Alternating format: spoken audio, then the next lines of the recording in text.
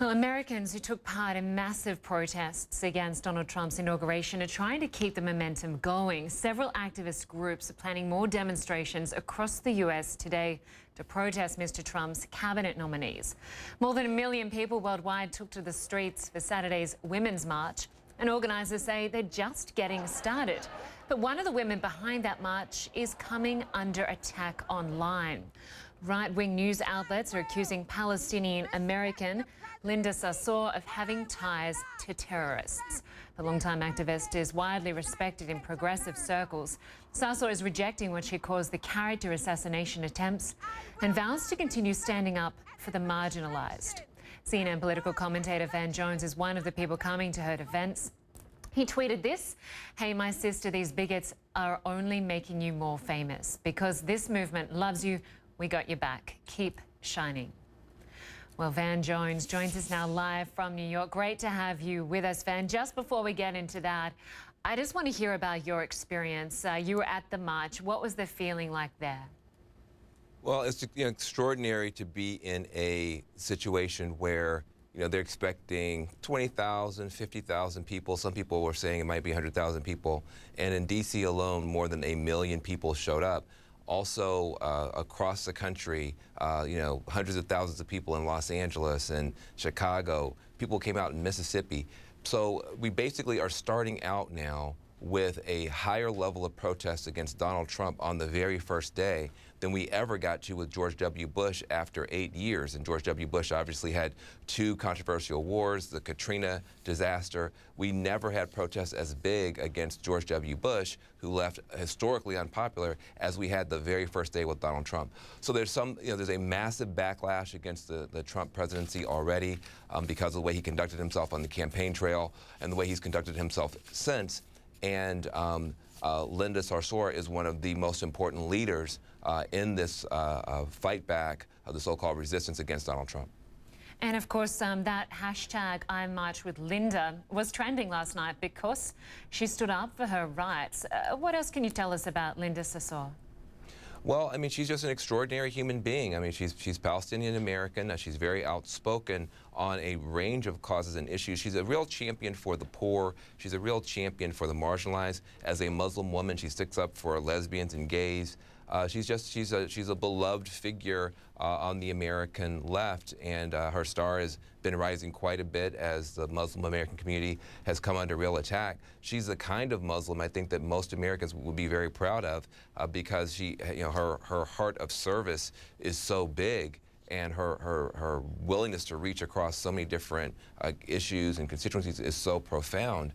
And yet, of all the people who are involved, some of these groups, and I deliberately call them bigots, because they have picked on the only Muslim woman in this entire movement, and then they are lying about her record. And it's only to stoke Islamophobia, it's only to stoke fear of Islam, when frankly in the United States, unlike frankly in Europe, our Muslim population is just extraordinary. It's our best community by so many measures.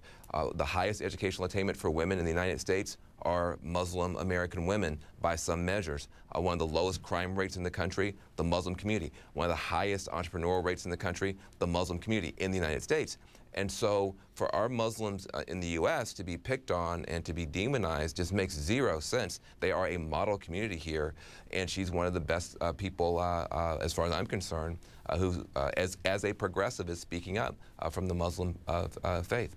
Absolutely, and this march on the weekend, it was called the Women's March, and it was a diverse crowd of women activists and also celebrities, but we also saw a lot of men there. Yes. Well, it turns out that when there's a gender issue, everyone who has a gender is affected. And men, it turns out, have genders. And it should not just be on women to make sure that women are treated with respect. It shouldn't just be on women to make sure that women are paid fairly and that women can move safely through society. That is on all of us. And it's the old way of thinking that said, well, women's issues are for the women, and lesbian issues are for the lesbians, and disability issues are for the people who are in wheelchairs, and the coal miners' issues are for the coal miners, and the white guys working in the Rust Belt. No, you're either going to have a country that works well or that doesn't. And if there's any part of the country that's not working well, that means the country's not working well. And so you have a new generation of men who say, of course I'm a feminist. If feminism means that women are human beings and have rights the same as me, of course I'm a feminist. And so you had a lot of men there. At the main march in D.C., I was proud to be one of the 4 men that was picked to speak.